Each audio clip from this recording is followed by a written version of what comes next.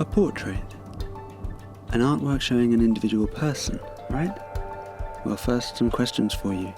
Is this a portrait? This picture of your cat or axolotl? This giant Buddha sticking out of a mountain? Does a portrait have to be a human face? Does it need to be a personality, someone with a name, to be a portrait? Thinking of a portrait as a painting or sculpture or photo of an individual person, showing something about their individual character and features, it seems like an obvious thing to make, but have human beings always done it? Do they do it everywhere? Before any paintings of individuals that have been discovered, people in today's Palestine, Jordan, Syria were taking the skulls of dead people, this is thousands of years ago by the way, and sculpting the features back into them with plaster. So a portrait was a record, literal and physical, of people who were no longer around. Same with Egyptian mummies. So it's pretty certain that the origin of portraiture was the question, how to keep a person existing after death.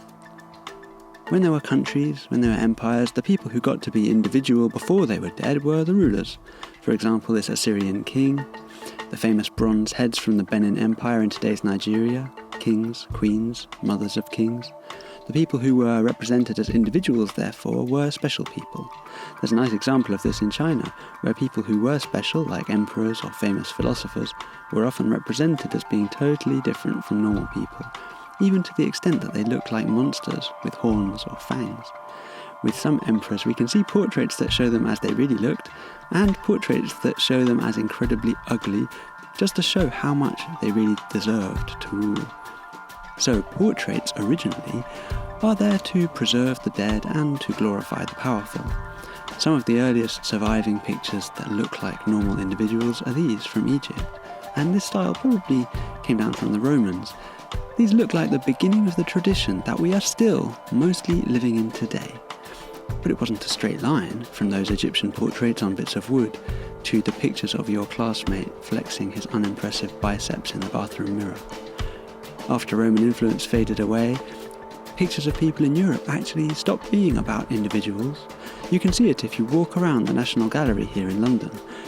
Over here in art from about 1300 and before, faces get repeated. People are kind of like types. A saint looks like this, so all the saints are going to look like this. And you can also see that use of types in Christian art from Serbia all the way to Ethiopia and around the world. People had either forgotten those Roman ideas about personalities, had never known them, or they decided that they weren't really important for what art was actually about. So for quite a long time, nobody in the world was making portraits in our sense. To make a modern comparison, art in Europe, after the Romans at least, told its stories using NPCs. By the time we get to 1400 in the Netherlands though, things suddenly get different. Artists started looking at real people again. All over Western Europe, it starts to become really important that people are represented with individuality. Look at this philosopher Erasmus, this English aristocrat, people with reputations and names. But then even people without any power, the painter Caravaggio, used the normal people, criminals and sex workers who lived around him, who became saints and angels in his paintings. And as Europe projected its power across the world, these different ways of representing individuals also showed up in India, China, Mexico. Although not everywhere, not by any stretch. Today in many places, creating realistic faces is still seen as the best way to measure skill in art, and systems like China's art exams test those skills on a massive scale. But is it really true that people in Western Europe suddenly, somehow became skillful in about 1400? Well, it doesn't really make sense. It's more like their priorities changed.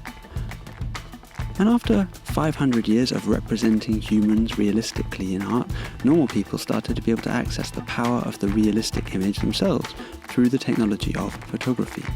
So during the 19th century, it became possible for everyone to make an image that was a record or a memorial, and in that case, what was left for artists to do?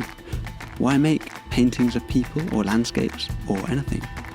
That's a question that artists in mainstream European traditions really had to struggle with, which is why portraiture transformed so much after photography, creating things like this and this and this. Realism mattered less, emotion and ideas mattered more, but that, what I've just told you, is a kind of super quick story of people and faces in art in a not that big European influenced slice of a really big old planet. And I'm telling you this story to say what we often consider to be portraiture has actually only lasted for a small amount of time in human terms and in quite a small cultural area. Most ways of representing human beings are much more unfamiliar to us.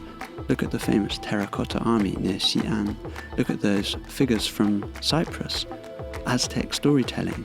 Congolese figures filled with metal nails. And in contemporary art, portraiture is again less likely to be about a fixed identity, less about saying, this is who this is who I am. For example, look at this painting by Kerry James Marshall. It's not telling the viewer who they are looking at, more asking questions. What do these shades of black mean? What does it mean to think of this word black? What does this gaze ask you? Identity is something that can shift, not something fixed and permanent. Identities can be like masks. These kind of ideas were covered in my first video about identity. But what I want you to think about now is, what can an image of a person mean to you today? You might live alongside people with a bunch of different approaches to images of people. Some Muslims do not make images of living beings, following the hadith, which stops painters from breathing life into what they represent. But in other traditions, breathing life into images or statues is actually at the core of spirituality. And outside of these issues of religion and art, there's new technology shaking up what it means to make a portrait, because non-existent faces can be created by AI within a second. Someone could create an image of you and make it do or say whatever they wanted. Computer servers around the world are filling up with billions of images of faces. So why would you draw or paint or sculpt or represent a person today? What would that do? Where could you take these ideas going forward? I can't tell you. The stories in this video were just a small fraction of all the ways humans have thought about picturing people. There are a lot more. We didn't even get onto the idea of self-portraits, family portraits, hybrid figures, collage, death masks, portraits of horses, portraits of cats, portraits of capybaras, portraits of slugs. Well, you get the idea.